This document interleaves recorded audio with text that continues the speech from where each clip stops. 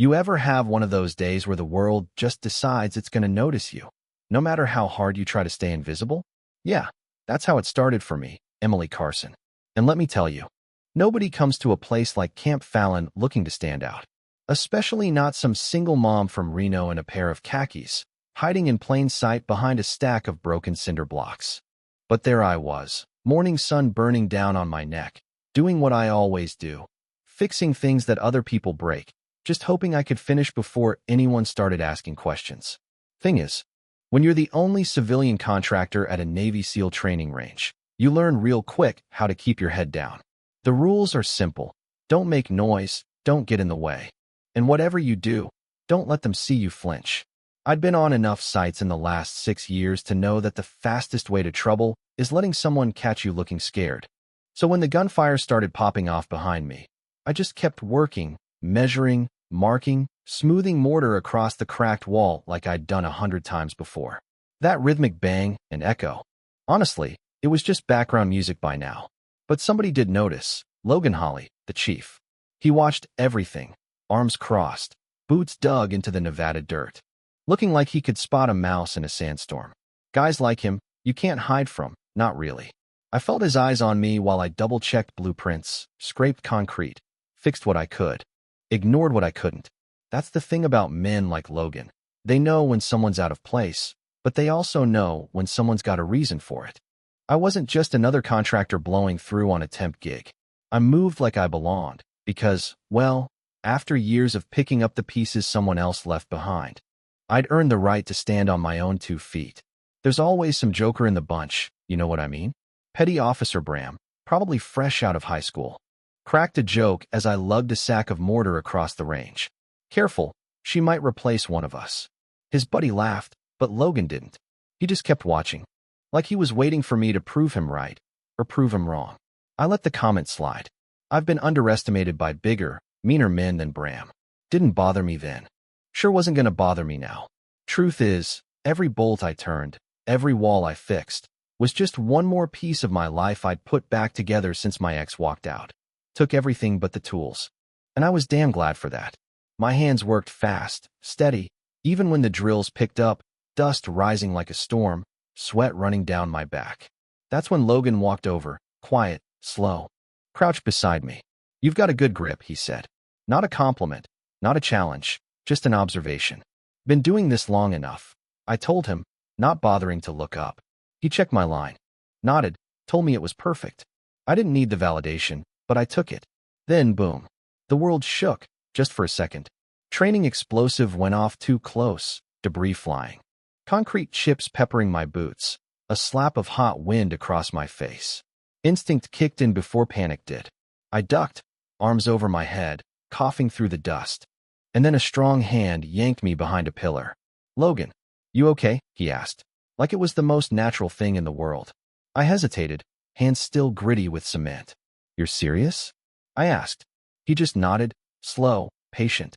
"You want to talk about a test?" That was it. Right there. Not a word, not a speech, just trust. A trust one wasn't sure I deserved. But I took the rifle. Heavy, cold, familiar in a way I hadn't felt in years. My ex had taught me how to shoot. Back when things were good. Left hand here, right hand there, finger off the trigger. I didn't raise it, just held it, and Logan nodded again. I could feel the eyes around us, SEALs reloading, barking codes, but this wasn't part of the drill. This was something else.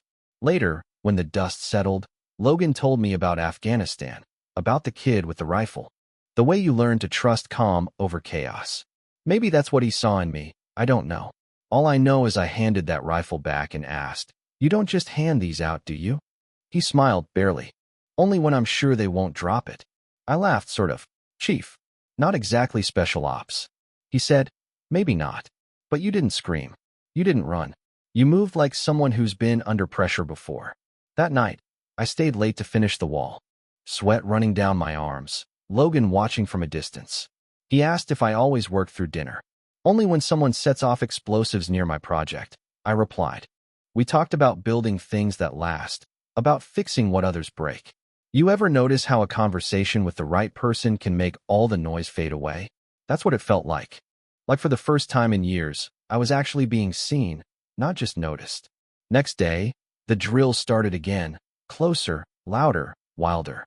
This time, a stray charge went off, real blast, real stakes.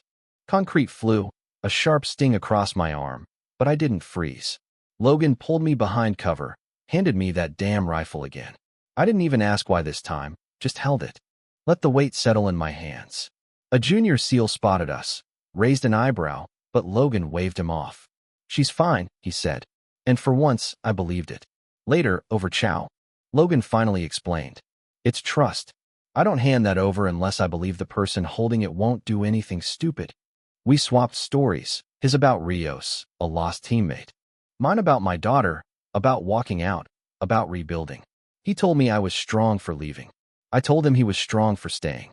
We both knew the truth. Strength isn't about holding on. It's about knowing when to let go. You want a twist? Here's one. Final day of the drills, a breach simulation goes sideways.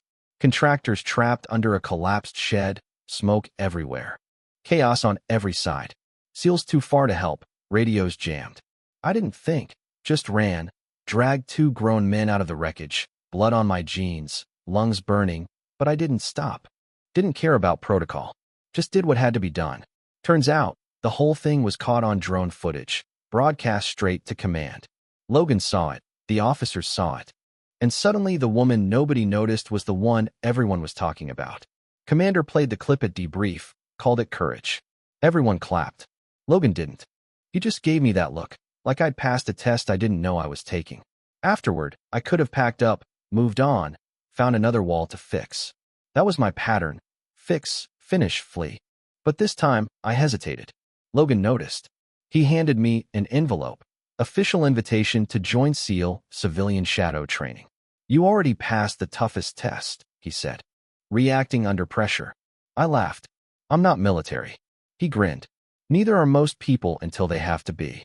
The next few weeks, I trained alongside them, shooting, spotting, analyzing drills, learning how to move, how to think. Not to impress, but for myself. And you know what? I didn't flinch. I found I could be the wall and the person standing behind it. They gave me a new call sign, Carson E.